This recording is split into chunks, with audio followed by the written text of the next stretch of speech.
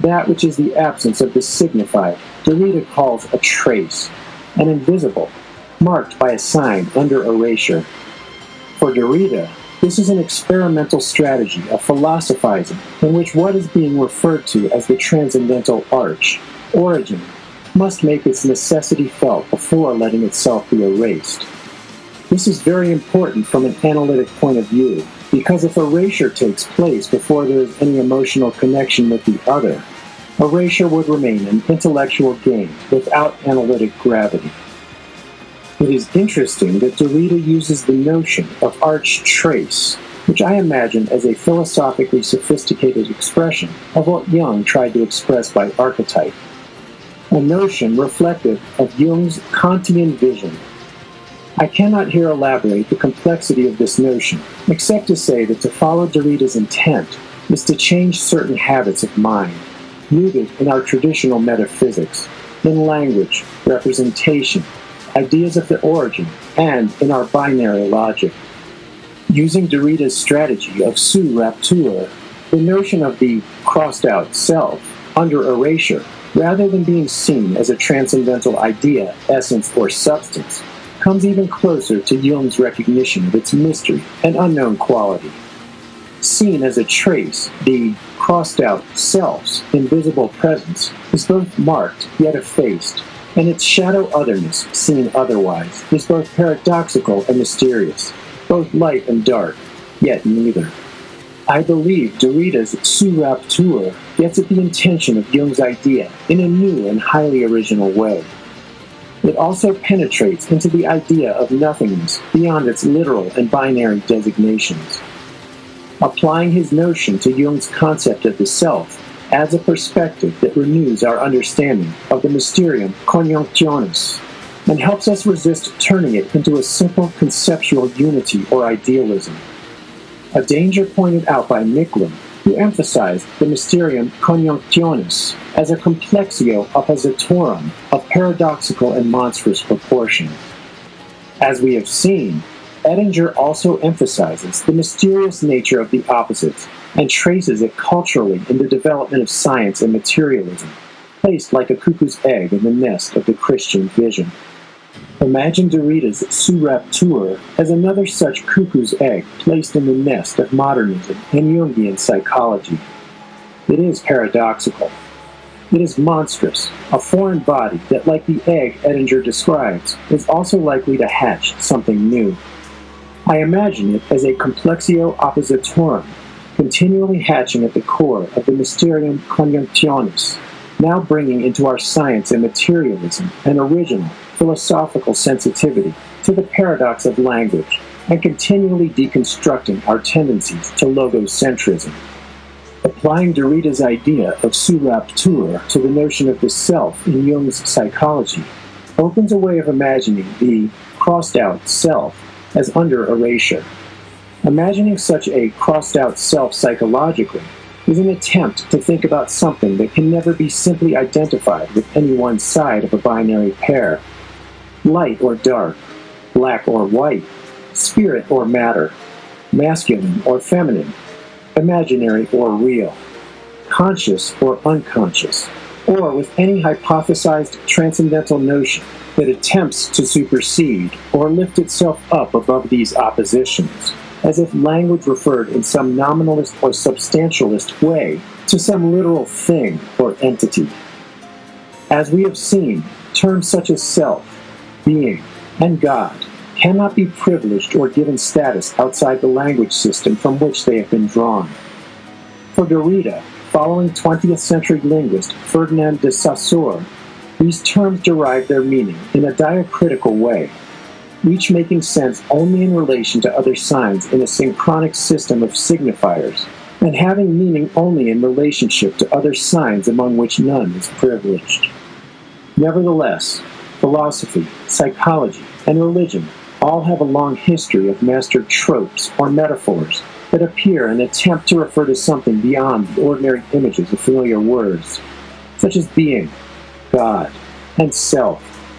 These words are like arch traces that refer more to mystical than to literal reality and, like Hermes, stand at the crossroads of différence, a neologism that Derrida coined from the French word for difference, and which carries the meaning of both difference and deferral. What is continually deferred is the idea that a word arrives at a literal destination, indicating a one-to-one correspondence and representation of reality. So, for example, the idea of the self can never be separated from its invisible counterpart, the no-self, against which it derives its meaning. Since an insight is marked by placing it under erasure, the line drawn through the word, crossed out self, indicates its negation, its shadow. This ensures that an idea will not be taken literally, and reminds us that ideas will continue to disseminate throughout time and culture. No concept, mastered trope, or metaphor can ever finally complete the play or totality of psyche, which, like Mercurius, always escapes our grasp. The crossed-out self under erasure is always in a process of continual deconstruction, and, like the Philosopher's Stone of Alchemy, it slips the grip of begriff that would capture it. Hillman's reading of Alchemy imagines the Philosopher's Stone as soft and oily, countering both those images that point to its strength, solidity, and unity, and also our tendency to crystallize the goal in terms of fixed positions and doctrinal truth. For him, the Philosopher's Stone is waxy and can receive endless literalizations without being permanently impressed. Perhaps it is useful to imagine the crossed-out self under erasure as a kind of contemporary Philosopher's Stone, marking a mystery that has long been sought and continues to remain elusive. The Philosopher's Stone, crossed-out self, subject, and soul. Contemporary post-structuralist thought has proceeded toward, if not a liquidation, or solutio, then at least a displacement of the subject from the center of philosophical and theoretical activity. Lacan and philosopher Paul Ricoeur speak of decentering the subject, and Foucault of the erasure of man like a figure drawn in sand at the edge of the sea. The removal of the subject from the center of psychic life also resonates with Jung's displacement and relativization of the ego. For Jung, the structures of the self likewise transcend the individual, and its essence lies beyond the subjective realm. Just as for Derrida the subject is an effect of language, so for Jung the ego is the product of an all-embracing totality. In short, the self is paradoxically not oneself. However, insofar as Jung's self as a totality rises above and beyond the psychic and subjective realm, and is seen as constituted by impersonal collective forces, it is consistent with the post-structuralist contention that the subject is likewise primarily an effect of larger collective forces, historic, economic, or linguistic. The post-structuralist view of such forces is quite different from the more mysterious idea about archetypes and the collective unconscious. But for some philosophers, for example, Levinas, and some post-Jungian psychoanalysts, for example, Hillman, the distancing from subjectivity has become problematic. The question remains as to what extent such a subject is dissolved in structure and function, with a loss of body and ethical sensibility. In both Levinas and Hillman, the problem of the body's sensibility and ethics becomes an important theme in the constitution of the self, soul, which resists abstraction. Both Hillman and Levinas attempt to maintain a subject that is both fleshy and human, while at the same time, paradoxically, it moves beyond the idea of a reified subject and/or an abstract transcendence. The subject Hillman describes is an outcome of having undergone an alchemical process and/or the successful termination of an analysis. The transformation of subjectivity is bodily, a difficult and painful process in which the pre-analytic or pre-deconstructive subject must undergo both change and erasure. This erasure is not a simple abstract process of thought, but rather a powerful experience of negation and mortification that wounds our narcissism and uncovers our relationship with the other and the world, which was the precondition of any subjectivity to begin with. The negation and mortification of the self is symbolically expressed by the black sun, and has been indicated here by the crossing out of the self. the blackness of the sun crosses out the simple Western metaphysical notions of light and consciousness. The crossed-out self, under erasure, is shorthand for a complex transformation that has been described in different ways, including as an alchemical process of deconstruction and/or as an analysis. Archetypal alchemy. In alchemy, as in the literatures of deconstruction and analysis, the shorthand of erasure is richly expanded and amplified. It is part of a series of complex and subtle processes of dissolutions and coagulations, solve et coagula, negation and conjunction, and mortification and revitalization.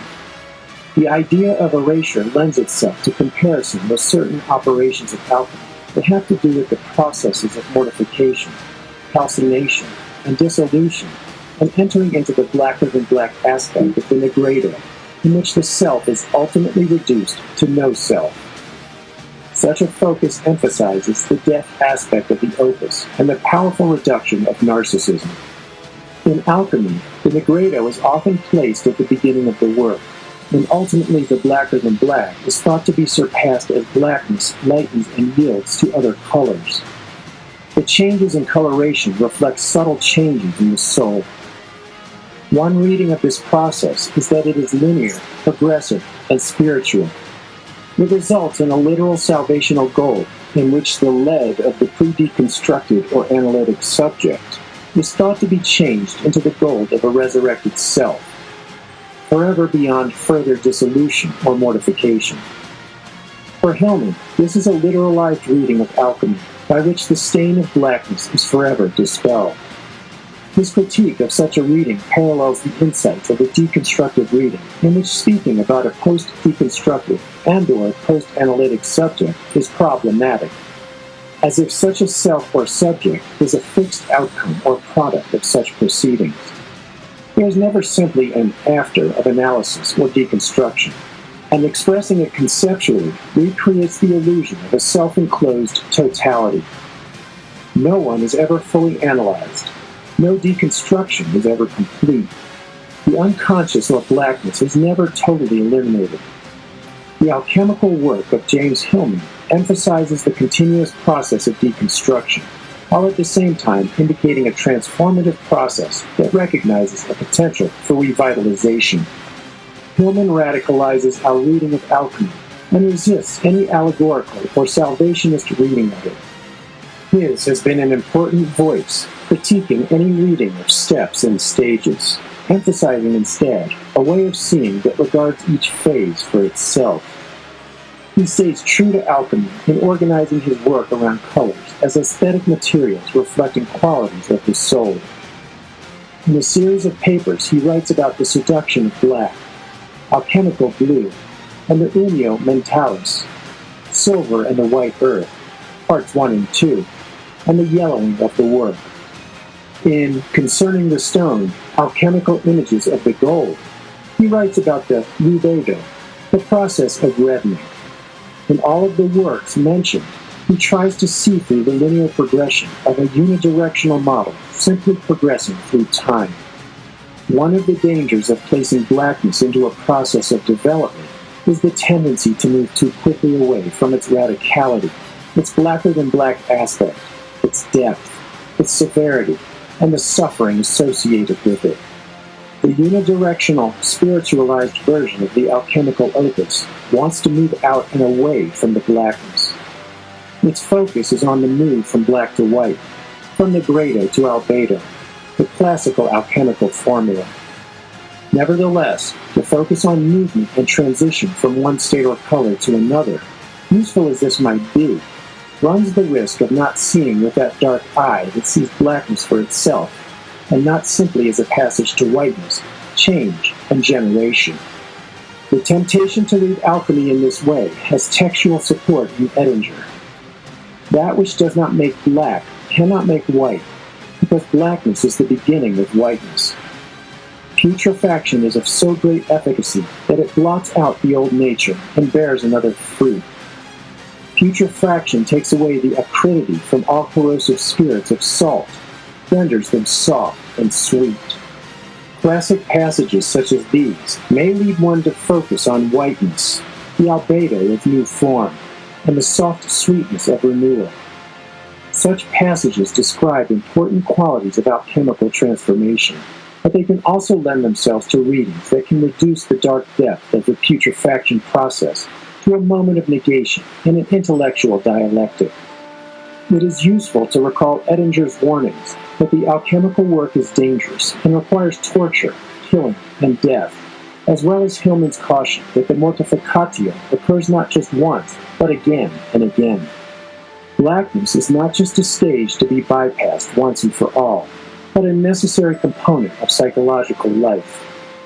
The black spot is structurally part of the metaphoric eye itself, a potential inherent in the soul's visual possibility. Hillman emphasizes that blackness has a purpose. It teaches endurance, warns, dissolves attachments, and sophisticates the eye, so that we may not only see blackness, but actually see by means of it. To see through blackness is to understand its continuous deconstructive activity as necessary for psychological change. To read alchemy this way suggests that its images are psychic conditions that are always available. They do not disappear. Psychologically, it is easy to be seduced. The colors catch our eye as they change from black to white to yellow to red, indicating a movement out of despair to the highest states of psychological renewal. In Hillman's papers, too, one can trace such a movement from the blackest mortifications to where, in Blue Beginnings, Venus collaborates with Saturn and transforms into the pure whiteness of the albedo.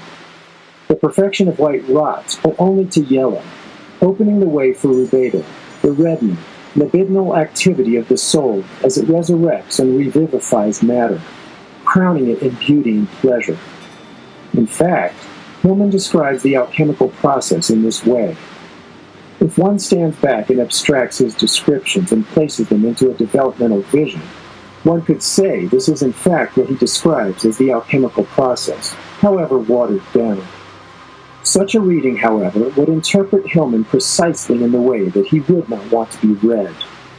It would impose and carry over a spiritualizing and developmental tendency from the very readings he critiques. To read him in this way would be to follow the linear pull of his work into a banal cliché. It is always too easy to collapse originality and complexity into facile formulations. A careful, serious reading of his work means that, in spite of seeing and moving beyond the negredo, his texts resist any easy exit from blackness. As he moves from color to color, the traces of blackness remain like a subtle body that imbues the soul with its own ongoing essence. In short, he preserves the luminous paradox of blackness. Consider the following from Alchemical Blue and the Unio Mentalis. Hillman writes, "The transit from black to white via blue always brings black with it. Blue bears traces of the mortificatio into the whitening. In silver and the white earth," he states, "putrefaction extends and continues even unto whiteness. We must therefore amend our notion of the white earth. Likewise, in the transit from white to yellow, the process is marked by putrefaction, rotting, decay, and death. Yellow signifies a particular kind of change, usually for the worse. Even in the final stage of the alchemical transformation, the reddening, we witness the final dissolution of sunlit consciousness. The reddening of the goal likewise has darkness in its core. So, even while Hillman indicates the soul's movement through the color matrices of alchemy, in each move, the subtle essence of blackness works in such a way that the essence of blackness is never left behind. While Hillman critiques the idea of a literal, spiritual, and developmental reading of alchemy, still, he notes that success in the work depends on the ordering of time, succession, and stages. The danger is only in literalizing this ordering or totally fixing the colors of psychological experiences into rigid categories of exclusion that would flatten, deplete, and miss their richness and subtlety. When this happens, time, order, succession, and stages are seen as fixed phases. concrete steps toward a literal goal. Such a view leaves us trapped in a linear, historical progression towards some metaphysical illusion stretched out in time, rather than grappling in the midst of differentiated, impelling images. In Concerning the Stone, Alchemical Images of the Gold, Hillman gives an example of the complexity of an image in which he refuses to separate into positive and negative, dark and light, death and new birth. The grit and the pearl, the lead and the diamond, the hammer and the gold are inseparable. For Hillman, the pain is not prior to the gold, like crucifixion before resurrection. Rather, pain and gold are coterminous, codependent, and correlative. The pearl is also always grit, an irritation, as well as a luster. The gilding also a poisoning. It is hard to keep these opposite dimensions of experience in consciousness, but for Hillman, such a description fits with life, for we are strangely disconsolate, even in a moment of radiance. Our golden experience again and again will press for testing in the fire, ever new blackness appearing, dark crows with the yellow sun. On such a basis, I propose that the light of darkness itself, SOL NIGER, is such a complex image, and that the idea of regeneration is better seen in a deeper consciousness of this paradox than in a moving through and beyond it. The paradox holds the opposites of light-dark, visible-invisible, and self and no-self together. And in so doing, there is a light, an effulgence, or a shine, that is hard to define or capture in any metaphysical language.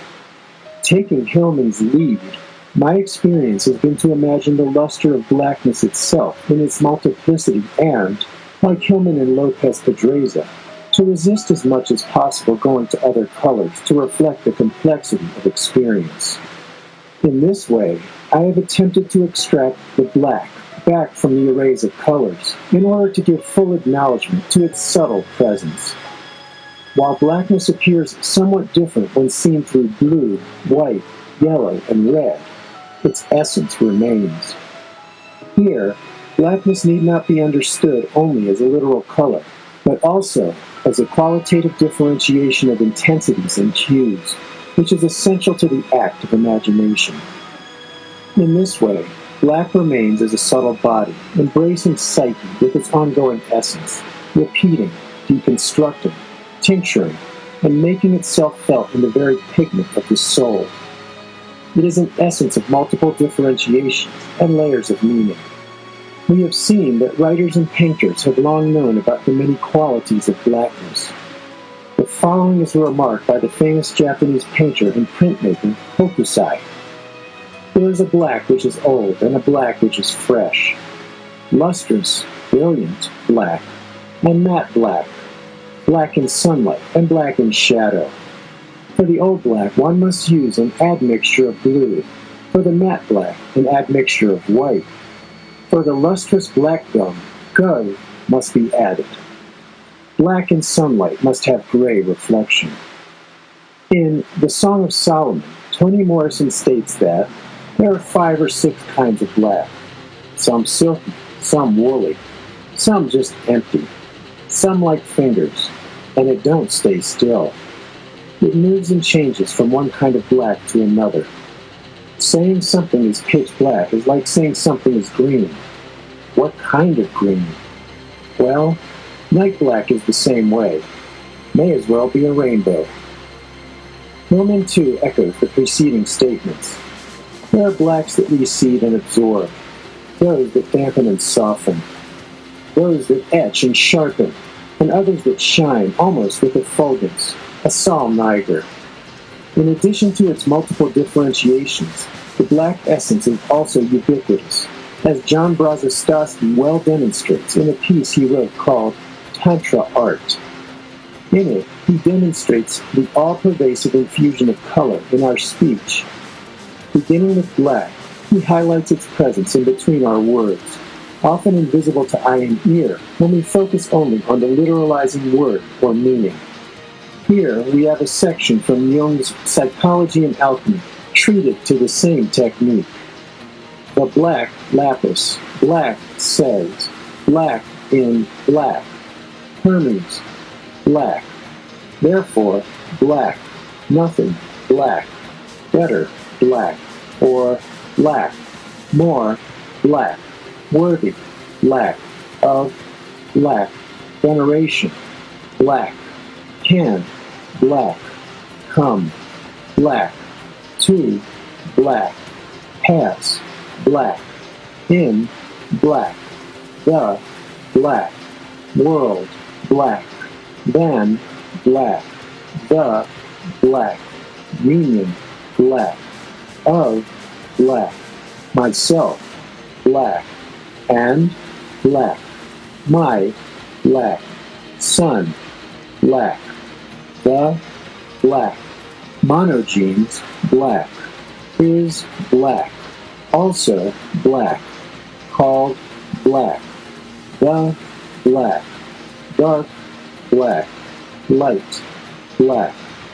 The, black. Rosarium, black. Quotes, black. Black. Saying, black. Of, black. Hermes, black. I, black. The, black. Lapis, black. Beget, black. The, black. Light, black. But, black. The, black. Darkness, black. To, black. Is, black. Of, black. My, black. Nature, black. Similarly, black. Alchemy, black. As, black. The, black. Idea, black. Of, black. The, black. Sol, black. Niger, black. The, black. Black, black. Sun. As one reads his description, the narrative force of meaning is frustrated, interrupted, and begins to deconstruct. The flow of ideas is interspersed by a black mantra, a mortificatio of narrative articulating the invisible spaces, which then resists any simple logocentric expression and our ordinary ego desire for clarity. This invisible blackness is not only present in artistic constructions, but is also an unconscious dimension of our daily life. Like the musical form of an Indian raga, the drone in the background is all important to the articulation of the individual notes. If we ignore the black essence by leaving all the blacks out, the narrative becomes clear and distinct. Here is the description without the word black interspersed before each word of the narrative. The lapis says in Hermes, therefore, nothing better or more worthy of veneration can come to pass in the world than the union of myself and my son. The monogenes is also called the dark light. The Rosarium quotes a saying of Hermes, I, the lapis, beget the light, but the darkness too is of my nature. Similarly, alchemy has the idea of SOL NIGER, the black sun. In the first mantra reading, which includes the blackness, one gets the experience of what is being written about in the narrative expression, and more. There is a felt connection between the subtle essence and multiplicity of blackness as it interrupts and tinctures our ordinary discourse through a mortificatio of narrative that then begins to give us a sense of what we might imagine as the dark light itself, formless and animating, producing a deepening pleasure, jouissance, as the demands of linear thought and narrative relativize and diminish. In this moment, black begins to shine, no longer simply confined in the nigredo, and joy is oddly linked to blackening and deconstruction, or, as Lacan might have said, the lack is linked to jouissance. This black joy is also recognized in the sublime beauty of Hades, where, Jung and Hillman tell us, everything becomes deeper, moving from visible connection to invisible one, and the invisible glows with the presence of the void. The link between jouissance and blackness is also made by Stanislav Grof and captured in a series of paintings described in LSD psychotherapy. About these images, Groff states that through suffering one reaches the black sun, the manifestation of the innermost core of the human being, the divine self, which he associates with transcendental bliss, not unlike the descriptions of the Tantric tradition. The patient whom Groff describes had experienced the destructive power of volcanoes, but had come to appreciate the creative aspect of the glowing magma. Gigerich reminds us that this creative fire, a fire that also contains the volcanic metaphor of the stream of lava, the incandescent matter, is at the core of Jung's work. It is an image important to Jung in his vision of the psyche. Even though Groff is aware of both the destructive and creative dimensions of this primordial process, he separates SOL NIGER, the destructive part, from the transcendent black sun. I believe this runs the risk of splitting the archetype apart. As I see it, both experiences are intimately intertwined and present in the blackness of SOL NIGER as an archetypal image. For Jung, Hillman, and Gigerich, the price of admission to this vision of the soul is the loss of the materialist viewpoint. Only then can the soul show itself as both Hades and Pluto, the dark underworld with its fruitful and shining possibilities. Hillman notes that from one perspective, the blackness of night is the source of all evil, but that from the viewpoint of the Orphics, night is a depth of love, eros, and light, phanis. This mystical love is well described in a study by philosopher George Shepard. Hillman resists proponents of religious darkness and their mystical language, but for Shepard and others, these mystics become our most reliable phenomenologists of a dazzling darkness, of eros and self-forgetting. In the ancient Hebrew Song of Songs, for example, the Shulamite's night quest for her lover reads like a mystic descendi ad inferno, and, in terms of the poetics of love, the mystic descent into darkness. Whether in the story of Orpheus and Eurydice, Demeter and Persephone, Ishtar and Dumuzi, all symbolize the overwhelming redemptive power of passion and darkness.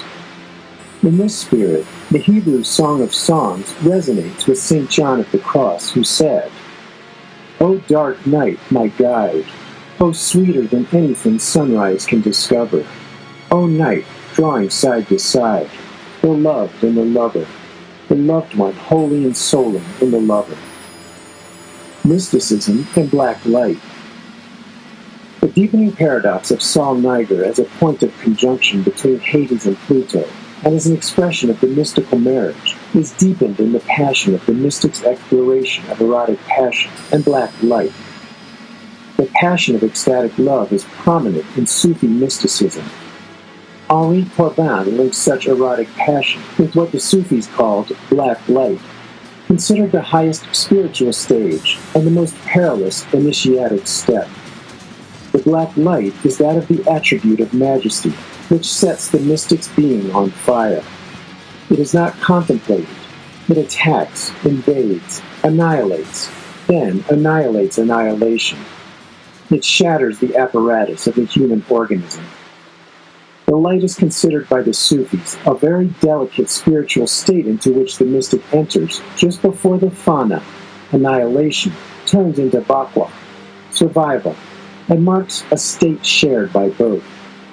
At this moment, the inner eye of the mystic turns dark, and yet it is the point where darkness itself is supreme light. Blackness, siyahi, according to Izutsu, in reality is the very light of the Absolute as such, and corresponds ontologically to the stage of oneness, ahadiyya, or supreme blackness, sawad-e-a-zam. The mystic Lahiji observes, does not realize absolute existence unless and until one fully realizes absolute nothingness. Nothingness is in itself the very existence by the absolute. In short, nothingness, or darkness, is in reality existence, light, and light is in reality darkness. Finally, according to Lahiji, there is yet one further ultimate stage that can be described, called annihilation after survival, which Izutsu compares to what Huayan Buddhism considers the ultimate of all ultimate ontological stages, the celebrated Jiji Muge Hokkai, which represents the extreme limit which our paradox of light and darkness can reach. In Dancing Streams Flow in the Darkness, Shinryu Suzuki comments on a Chinese poem by Sempiternal in one of his Zen talks. The poem is called Sandokai.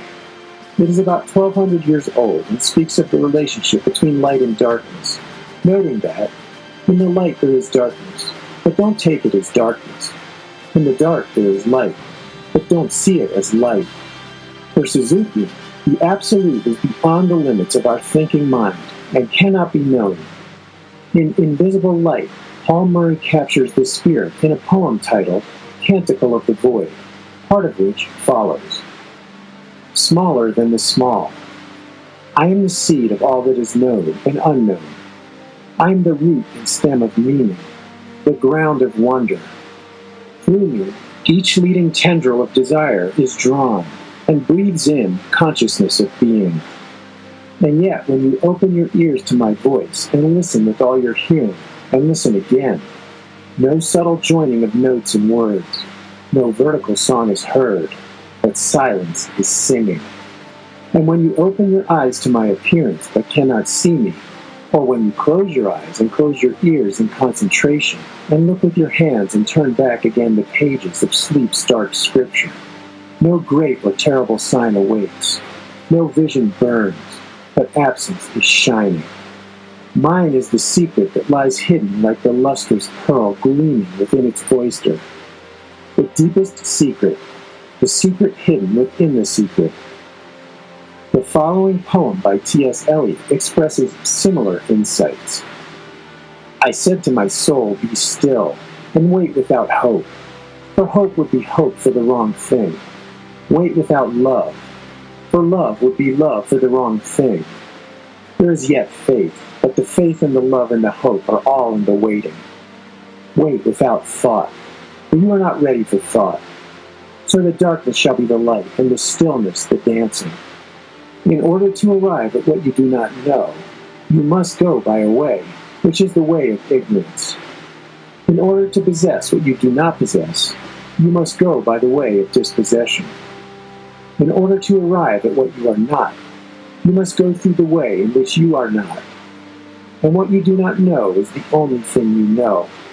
And what you own is what you do not own. And where you are is where you are not. In Corbin's terms, the invisible black light requires an unknowing that is also a knowing. The state of unknowing is synonymous with the mystical poverty that we attribute to the Sufi, who is said to be poor in spirit. It is a poverty in which we are reduced to nothingness, and God is no one who can be grasped. In a poem called simply Psalm, Paul Celan writes, No one kneads us again out of earth and clay. No one encants our dust, no one.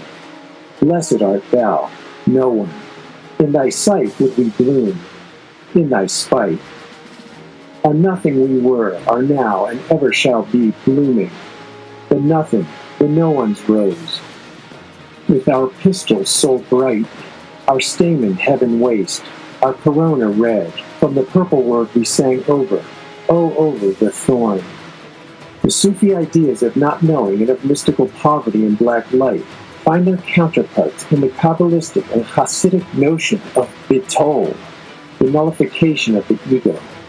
In the Hasidic discourse, Basi Lagani, the nullification of the ego is described as a folly of holiness and self-transcendence, in which the spiritual work of transforming darkness into light is done to the degree where the darkness itself would be luminous. Sanford Drobe elaborates the Kabbalistic recognition of a darkness that is at the heart of light itself, and finds analogies to the black sun in 3 moments of negation. In Ayin as Ein Sof, Tzimtzum, and Shavira. For Drobe, the Ayin suggests that nothingness is the source of all distinctiveness and difference, and thus of all light, meaning, and significance. The Ein Sof is referred to as the light that does not exist in light, and the Sephirot is spoken of as lights that are concealed or, as in the Zohar, as the light of blackness, Ozuna di Kardinita. Hasidic teacher Bezalel Malamud explains that the study of Jewish mysticism involved various classic metaphors that describe supernal dynamics. The sun is one such metaphor, referring to a non-apprehensible level of infinite light, which in its source is completely nullified and non-existent, but which nevertheless emanates as a ray to create and enliven all creation, spiritual as well as the physical.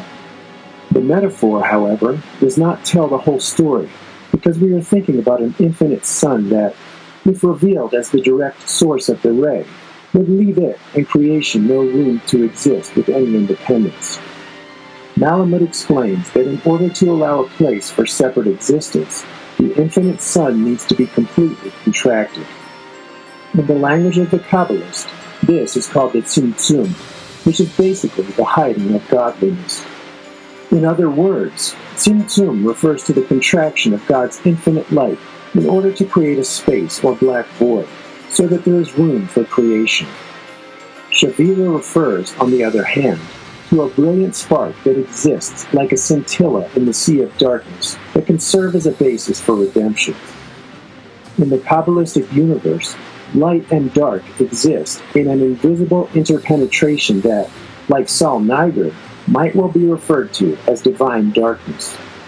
A friend and colleague, Robert Romanishin, knew of my work on the Black Sun and had himself been working on a book of poems called Dark Light.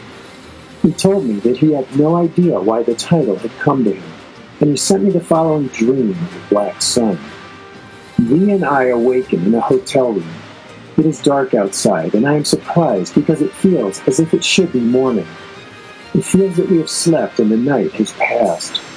I call the hotel desk to ask the time, and someone tells me it is 9 a.m. Then the person says, "Haven't you heard? Scientists are saying there's something wrong with the sun." In a half-waking state, a kind of reverie, the dream seems to continue. I have the sense that the world now will be lit by a dark light. I also have the sense that these scientists have determined that there is much less hydrogen, fuel, and/or much less mass to the sun than they had previously expected. The world is going to become increasingly dark and cold. But then the dark, nearly black light becomes blue, violet, purple. A blue sun, a beautiful aura of blue color, bathes the world. I think of the color of the tail of the peacock in Alchemy. In a letter to me, he comments that he was left wondering whether the world were entering into a dark sun, apart of course from wondering about the personal meaning of the dream for his own life. Although it is not my intent to comment on this dream with regard to Romanishin's personal life, I would like to amplify it a bit by noting that in The Soul in Grief, Love, Death, and Transformation, he discusses the tragic death of his wife. Unflinchingly, he lived through a most profound darkness and emerged with a sense of gratitude and the renewal of life. Likewise, in this dream, the darkness of SOL NIGER transforms into an array of colors associated with an alchemical symbol of transformation, the peacock's tail, or Cauda Pavanis. The peacock's tail in traditional alchemy is said to occur immediately after the deathly black stage of the Nigredo. After the Nigredo, the blackened body of the stone is washed and purified by the mercurial water during the process of ablution. When the blackness of the Nigredo is washed away, it is succeeded by the appearance of all the colors of the rainbow, which looks like a peacock displaying its luminescent tail. This appearance is a welcome sign that the dawning of the albedo is at hand, that the matter is now purified and ready for reanimation by the illuminated soul. Looking at this image in the light of our exploration of SOL NIGER, it is not the case that when the nearly black light becomes a blue-violet and/or purple sun, bathing the world in color, that blackness disappears any more than the loss of a loved one ever vanishes, but that blue is darkness made visible. This is an idea reminiscent of Jung's now famous saying that one does not become enlightened by imagining figures of light, but by making the darkness conscious. For Hillman, the transit from black to white via blue implies that blue always brings black with it. An image emerged at the end of a long-term analysis of a woman artist. Suffering through the multiple mortifications that analysis requires to be successful allows a fuller flowering of the imagination, which shows itself here in a creative combination of peacock and owl feathers. The image emerged after a couple of dreams, the first about the end of a love affair, and the second, her first flying dream ever. Resonant with the cauda pavanis of alchemy, the image's multicolored eyes are prominent. For my patient, the eyes were cat's eyes and represented a more independent way of seeing that emerged after deep disillusionment. The owl feathers reminded her of night vision, of being able to see in the dark of the transcendence of the starred heavens, and of the goddess Athena, to whom the owl was sacred. The owl's eyes were Athena's eyes, and as such became related to nocturnal studies, to the academy, and to wisdom. The owl also has many other mythological references, including a relationship to the dead sun, and to healing. For Hillman, before healing can take place and the blackness of the Negredo can be transformed into the terra alba, or white earth, one must be able to see through multiple eyes and from many perspectives. From one point of view, the emergence of the white earth leaves the blackness behind, but as we have seen in numerous ways, the terra alba and the darkness against which it defines itself form an intimate and indissoluble relationship, so that the white earth is not sheer white in the literal sense, but a field of flowers, a peacock's tail, a coat of many colors. Norman explains that the multiple eyes of cauda pavanis reflect the full flowering of imagination that shows itself as the qualitative spread of colors, so that imagining is a coloring process, and if not in literal colors, then is the qualitative differentiation of intensities and hues, which is essential to the art of imagination. Ultimately, for Hillman, these colors are not the same as in the subjectivist philosophies of Newton and Locke, or of Berkeley and Hume, where colors are considered as only secondary qualities brought about by the mind and senses of the observer. Here, he reverses the history of philosophy. Color is now seen as a primary quality of the thing itself, not in a naturalistic sense, but as phenomenon on display, at the heart of matter itself, prior to all abstraction. In my patient's image of cauda pavanis, the eyes become prominent. They look back at the dreamer, the artist, and us with an intensity that suggests we are living in an animated, conscious, living universe that not only we see, but that also sees us. I remember Edinger once commenting that after years of analysis and looking at dreams, it occurred to him that the dreams also see us, and that this is the awakening of what Jung meant by psychic reality. It is with the constellation of psychic reality that psychological events come to life. When my Jungian colleague Harry Wilmer heard I was working on a book on the Black Sun, he told me that he had been making yarn paintings and sewing on canvas since 1941, and that he had recently made one titled The Black Hole.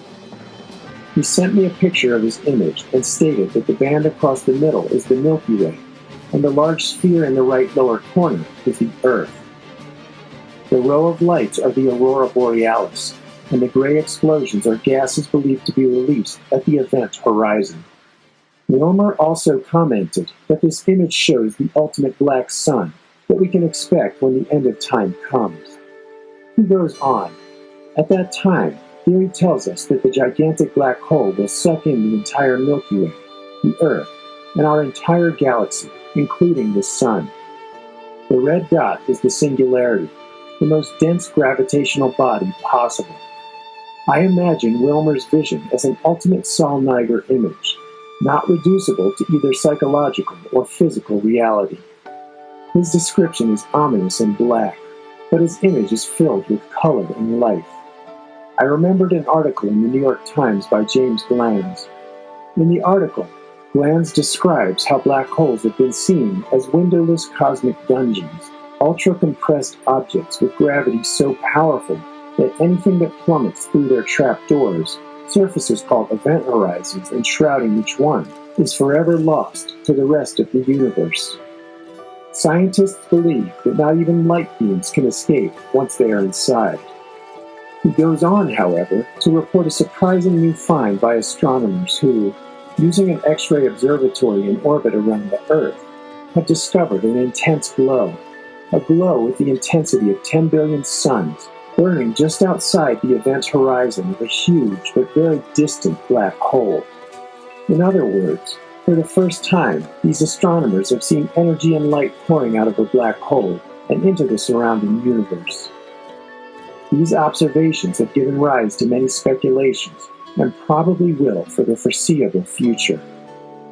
The interpenetration of darkness and light in Wilmer's vision, and the paradox of the enigma of the black hole, is reminiscent of a dream of Jung's, which he reported in a letter to Father Victor White on December 18, 1946. The letter was written some time after Jung had a second heart attack. Jung writes, "It is a mightily lonely thing when you are stripped of everything in the presence of God. One's wholeness is tested mercilessly. I had to climb out of that mess, and I am now whole again. Yesterday, I had a marvelous dream. One bluish diamond, like a star high in heaven, reflected in a round, quiet pool. Heaven above, heaven below. The imago Dei in the darkness of the earth. This is myself. This dream meant a great consolation. I am no more a black and endless sea of misery and suffering, but a certain amount thereof contained in a divine vessel." In a similar fashion, at the end of his life, the French poet Victor Hugo, at the age of 83, had a stroke. 4 days later, during his death struggles, he, like Goethe, spoke of light, saying, "Here is the battle of day against night." Hugo's last words continued what in life he had always done, searching the darkest recesses of human nature for its brightest treasures. As he died, he whispered, "I see black light." I read Jung's dream and Hugo's comment in the spirit of Lao Tzu, who wrote that mystery and manifestation arise from the same source. This source is called darkness. Darkness within darkness, the gateway to all understanding. I would like to end with a quote from Arthur Zajon, who wrote a book called Catching the Light, the entwined history of light and mind. As we leave light's expansive dominions, the heavens dim and darkness quietly falls. Within that darkness there is a silent murmur, a still voice that whispers of yet another and unsuspected part to light, for even utter darkness shimmers with its force. So our journey to the black sun ends with a whisper that began and ends in darkness. A darkness no longer light's contrary, but a point of possibility in which light and dark both have their invisible origin. A simulacrum of substance in a world without foundations. Epilogue. We began our exploration of the black sun as an experiment in alchemical psychology. It begins and ends with an enigma, with a movement from the negredo of light to the mystery of an illuminated darkness. Imagined in juxtaposition to light, darkness casts a shadow and sets the stage for a new Faustian bargain, not with the forces of darkness, but with the forces of light. In so doing, the primacy of light is declared, and the values of science, technology, rational order, patriarchy, and progress lead the way into modernity with its astonishing contributions to the spread of civilization and to consciousness itself.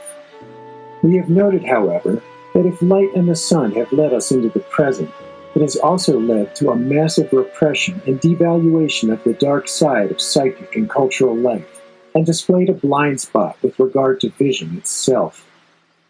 Philosophical and cultural critics of our time have pointed to the shadows of phallocentrism, logocentrism, and heliopolitics, driven by the violence of light, a condition we have considered psychologically and symbolized by a one-sided identification with king ego and the tyrannical power of an undifferentiated unconscious shadow.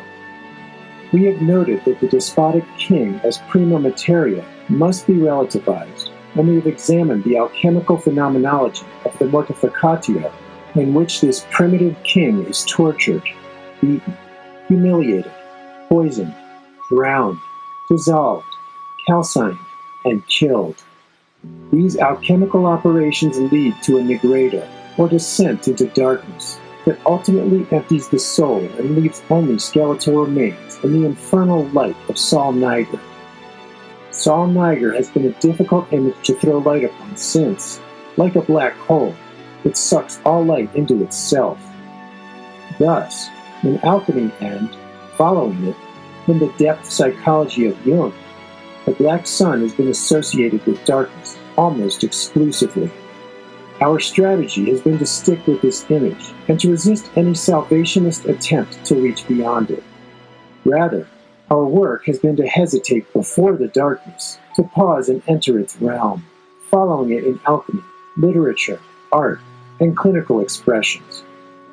Entering this world of darkness, we have encountered SOL NIGER in its blacker-than-black aspects, and seen its most literal and destructive dimensions associated with narcissistic mortification, humiliation, delusion, despair, depression, physiological and psychological decay, cancer, psychosis, suicide, murder, trauma, and death. In short, we have followed it into the heart of darkness, into the worlds of Hades and Ereshkigal, to Kali's cremation ground, and Dante's world of ice, where puer visions of light and eternity give way to Saturnian time and the perils of night. Here, rational order breaks down, and traumatogenic defenses come into play to prevent the unthinkable. But the unthinkable itself presents us with a mystery, the mystery of a death that is not simply literal, but also symbolic. Alchemy portrays such mysteries in a strange and paradoxical confluence of images. Corpses in coffins with sprouting grains and black suns that shine. It is a mystery that calls for more than defense, and constellates a necessity that must be entered. As such, we have conceived of it as an ontological pivot point, marking a desubstantiation of the ego that exhibits both death and new life, light and darkness, presence and absence, the paradoxical play intrinsic to SOL NIGER as a black sun. For the alchemists, the unrepresentable can be perceived only by the inward person, and was considered a mystery at the heart of nature itself. Its odd light, the lumen naturae, was considered to be a divine spark buried in darkness, and could be found in both the prime matter of the alchemist's art and in the soma pneumaticum, or subtle body. We have traced the images of the subtle body in many esoteric traditions, as well as in the imagery of contemporary patients. For all of the traditions we have explored, the subtle body is a microcosm of a larger universe, and an image of the divine in human form. This form has shown itself in symbols of the primordial human being, who, understood psychologically, is an expression of the self. For Jung, the self is an idea that attempts to reflect the wholeness of the human psyche. It is intended to designate a structure that includes both consciousness and the unconscious, light and dark, and was considered a central ordering principle at the core of psychic life. The self, as a transcendental and superordinate structure, cannot be made totally conscious. At its core, it was always considered to be an unknown mystery that disseminated itself in multiple archetypal images across time and culture. We have seen how these archetypal images more or less adequately represent the wholeness of the archetypal structure that they attempt to express. For Jung, the self is a psychological lens through which to consider these expressions. These images, perhaps by necessity, always fall short of full expression of the archetype of wholeness. We have considered that the same limitations may apply to the concept of the self. Concepts, as well as symbols of wholeness and expressions of totality, have a tendency to degenerate and move towards abstraction as idealized and rational conceptualizations that seduce us into forgetting that they fundamentally reflect an unknown. With regard to the psyche, Jung writes, "The concept of the unconscious posits nothing. It designates only my unknowing." We have noted the importance of preserving this mystery that constitutes the strangeness and miracle of perception at the heart of the Mysterium Conjunctionis. We have concluded that if we speak of unity or wholeness, it is important not to lose sight of stubborn differences and the monstrous complexities that, if true to the phenomenon, lead to humor, astonishment, and at times divine awe. As noted, the idea of the self is Jung's attempt to capture this complexity, but as his theories became assimilated and familiar, his concept is subject to the same fate as all fundamental ideas. That is, they soon lose their original profundity, mystery, and unknown quality. In our attempt to speak the unspeakable, we have noticed that the self too casts a shadow, and we have focused on this shadow, recognizing the unnameable, invisible, and unthinkable core of the idea, which some have referred to as a divine darkness, while others have called it a non-self. The non-self is not another name for the self, but is founded in the recognition of the problematics involved in any representation of wholeness, and a mark for the profound expression of this mystery. All of the attempts to name this mystery might be said to leave traces in the language in which we have attempted to speak it. No signifier proves to be adequate to capture the fullness of human experience. The idea of the self, like a shooting star of darkness, leaves a trail of metaphor in a variety of images inscribed in the margins of our experience. One might imagine these images as traces of silence at the heart of what we have imagined as the self.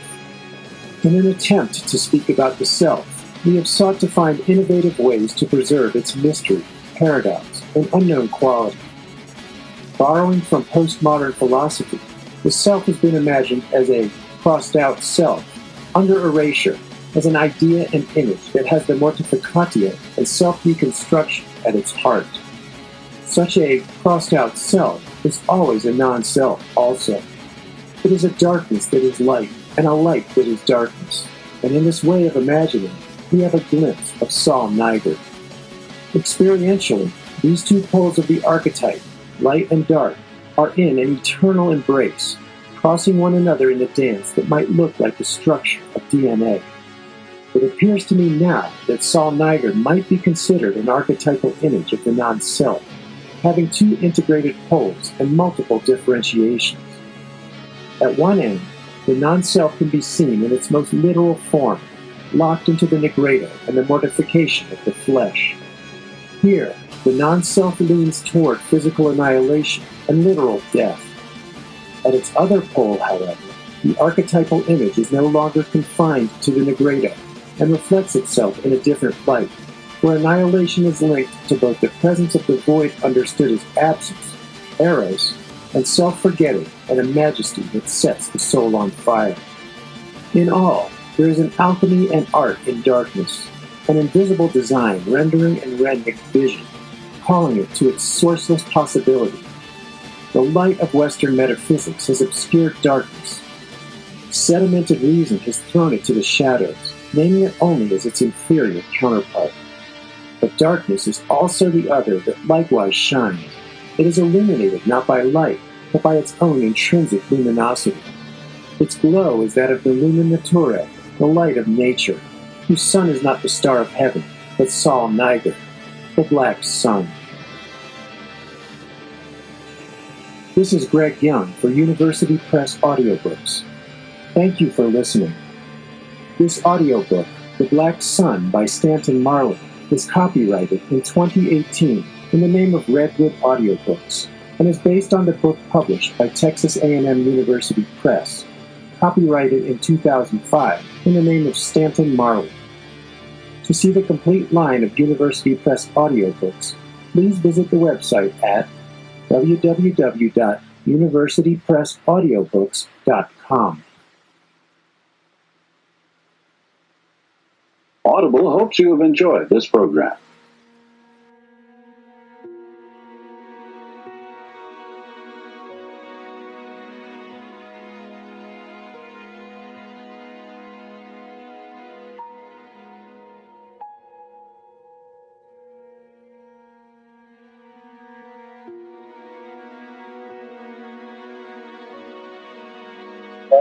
And these type of things happen all the time because it's how they are tied in with this matrix reality which your subconscious is creating. That's how deep this goes. When you think you're not God or anything special, is when you will do magical things, either which way. If you don't think you're that special, rather, you won't do special or great things.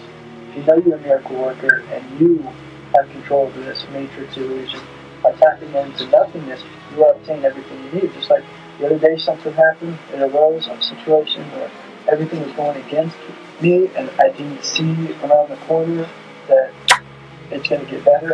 But then I had to remind myself and say, no, I know it's all going to work out. All I have to do is let it go.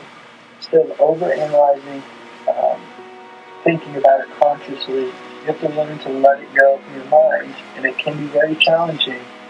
Try being silent and have a vision quest. Last segment we talked about vision quest on part 4 of the Black Sun book. And that vision quest is, going 2-3 days without eating food and just have some water and go out to the woods and prepare for a fast and become thoughtless, turn off your phones, your computers. A lot of people think I'm crazy for saying this, and there's no way you think you can do it. Well, you can. And if you had to be in a survival situation where you used to be bored out of your mind, you would learn these things. You would tap into them, and you'd actually have a deeper understanding of who you are, which therefore, you know who you are, you know God. And this is what this matrix has done, is made them white sun worshippers, the white sunlit worshippers, which worship anything that's material, ideas, inventions, books, movies, games, and that's perfectly fine. There's absolutely, you can do whatever you want. That's the manifestation of the subconscious, is what we're getting at. To not completely, utterly, inherently ignore the void of darkness within, which created the creation. Without that void, having room for the void, being thoughtless, being mindless, being unconscionable, is what ultimately will manifest everything you could ever dream or manifest in heaven, paradise. That it's just life is so much better. It's like life on the golden track. It's like the Blu-ray 4K, 4000K Blu-ray, high quality, high definition, dynamic. Some people may not care and notice the difference, but overly there's a major difference. It's better and it's more enhanced, And it's your spiritual world that's 4K, Everything that happens goes in your favor when you know it's going to go in your favor. Then you all of a sudden are the luckiest person on the planet. It's doubt, it's faith, it's hoping something good goes good, believing something may go good. That doubt leads to a little bit of light to crack in that will do whatever it is you're wanting it, or you think it's going to do. If you think you're just not very good at something, then you're self-sabotaging yourself. Not meaning to be egotistical or narcissistic or madman, not necessarily. There's a fine line between knowing that you are, wanting to know what you want in life and desire, and then what your intentions, actions to uphold that determines how wise you are, your wisdom. Is acting on the knowing. And the ultimate knowing is not knowing. So by letting go, visualize 100% is what this is. Visualization is 100%. Even down to your enemies. You feel mad at someone, you want to curse someone, you want someone to destroy and you don't like them. That's part of your darkness. It's part of who you are naturally. Don't let go of who you are. If you feel that way, then that's the way you feel. Visualize what you want done to that individual. That feeling is coming from somewhere within that makes you feel like, I want to do this. I wish that person would just drop dead, fall off the bridge. I don't really like them very much. Okay, well, you're being honest. You don't have to like everybody in this matrix. But you also shouldn't give them that much power to press your angry buttons because they're not worth it. So therefore, yeah, love your neighbor. Love the Archons because it's kind of like a silly jokester. Everything that they do to insult, distract you, just take it as flattery, a compliment. That they're taking interest in trying to take your kingdom down. They're trying to take your crown off of your head. And guess what? Those are your shadow reflections you created. And therefore, you're the one that's doing these actions. So you're trying to self-sabotage yourself off of your own throne by testing yourself. And then Archons will say, oh, this is God putting you to a test. God's testing you. No. You're testing yourself with your own self-doubt. You let the crack of light into the room with your belief, your dogma, your hope, your faith that everything may go. There's no duality to waste my time on. Good, evil, angels, demons, bad, good, all these other things, dualities. No, it's polarity. It's all coming together into singularity. It's one thing. Ultimately, it's inevitable serendipity. And you don't have to be bored by that, knowing that everything is destined exactly how it's supposed to be. Like a pre-created, pre-directed, and pre-published movie that you're playing out. You're the conscious light that's actually playing it out. From the darkness, you have a higher self, like we just heard in this entire reading, that is watching you. As you're watching it in the dreams, your dreams watch your reality. It says a lot. It's very powerful. So, I hope you did enjoy. We just have a little closing sequence. I just wanted to say that that was first, which is the 66, and then the date that we did this, started this, was 06. So it really comes out to 666, which I recently was told that some friends, they added my name up, as Jeffrey von Linden Plott. When you start out like that, it equals 666. My business plot Priesthood equals 6. It's just wild. That's a powerful number. The most high, the most powerful, technically, in pressure, in substance. It's the high of the science wave. That's why everything boomed into existence. So we're going to get more into all that. Don't forget to also check out Gnostic Book of Resurrection with the Saturn Hero, done by Devin Mandy, which was beautifully done. Check out his channel as well. You go back to his podcast or YouTube, you can look it up as well. Check out the Black Sun books.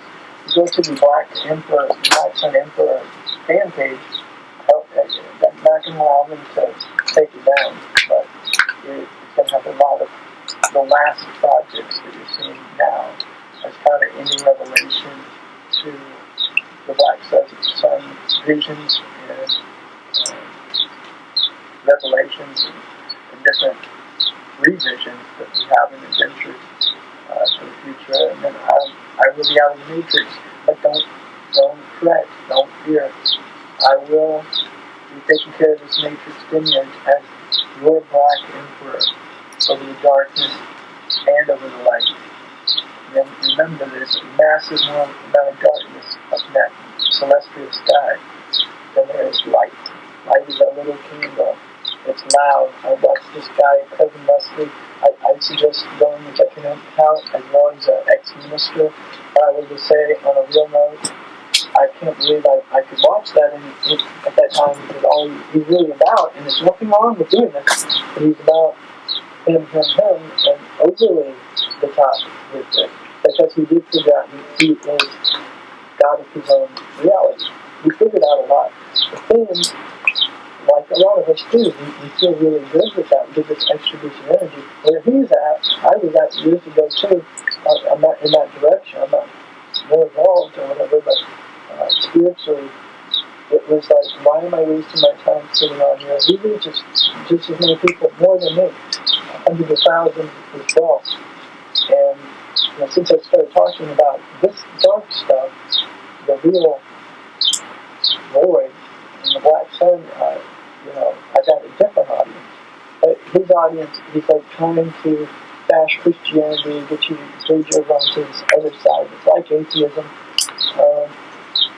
And it's really positive. I can say that he's about lighting one candle to the next. But what that does, ultimately, is if you think you got to save the planet, you will end up having to save the planet from yourself. And that is the one danger in all this. Thunder out right now. And that's all I have to say about that. That, you're lighting all these candles, so what's that going to do? unchanging within your own reality. It's like, oh, you need community, you need network, you need everybody to approve of you, is what you're saying. You need everybody's approval. You need everybody to confirm and say, oh, we agree with you. Yeah, God and Bible doesn't exist. Yeah, well, all the people are waking up. We get it. That's not even the purpose or point. It's the spiritual reality of letting go, being thoughtless, connecting with this reality, and then saying, I control the material. I control that moon and Saturn energy, both sides of my brain. And I can manifest a lot of imagination manifestations into reality. And by being all gung-ho, chasing after everybody to convert people and recruit them, you're wasting so much of that energy, that power. When you sit in your silence and you're still and thoughtless, do it for a couple days. When the whole week water fasted, do not think at all. But sometimes you have distractions, turning off the phones and the computers, Wi-Fi, and just know, when you're sitting still, the ether above in this electromagnetic field creates a cryptic energy when you remain still, thoughtless and completely silent of the mind, conscious things, distractions, obstacles. And you can manifest that if you want it first, and you will find a way to go out into the woods, go in the mountains, go to the Smoky Mountains, go to the river, go to the mountains, dip your feet into the stream, whatever. And you don't need anyone's approval, you don't need to impress anybody, you don't need to say, look how spiritual I am. Like a lot of light workers, that's what they're about, and that's why they're called light workers. Light workers want you to know, look how much work I've done. Look at me, I go to yoga, and I know astrology, I can do tarot card reading, I can tell you your future, I can tell you all God's gifts and prophecy. That if you truly did, first of all, then you're just trying to use the material world to make money or get some sort of self-gratification out of it, and therefore it defeats the purpose anyway. And all you're doing is telling people what they want to hear, and then they are going and placating what they heard. You told them the future, and then they manifest it because what you told them. And it's sort of like a different form of magic. You're the magician, you're the wizard or the witch, shaman that's doing the magic for them, and then they see it works. But they ultimately just told you what you either wanted to hear or what's going to happen because you believed in it. If you didn't have anybody, the middleman, telling you what to do spiritually, you required all this within your own heart, and your higher self will then start directing you. And then you can ultimately know what your dreams are about, what your future's going to be. But ultimately, that doesn't even matter either, because living in the now is the greatest part of life. That you have the material things, you don't need it, you don't care, you don't worry about your job, you let go of all your stuff. You don't. And like I said, you live from manifestation recreated. You'll create many hell loops. And I mean hell loops. There's hell on earth. Is your hell? Before you take those times, if you determine your life will be. If you choose to live depressed and overwhelmed and overtaken, you're going to manifest only people like that on your level. So this is a matrix reality simulation. Conscious world, yes, materialized, but the subconscious is so many millions of times more powerful and big. Go back to the darkness. The darkness. That's all I have for you.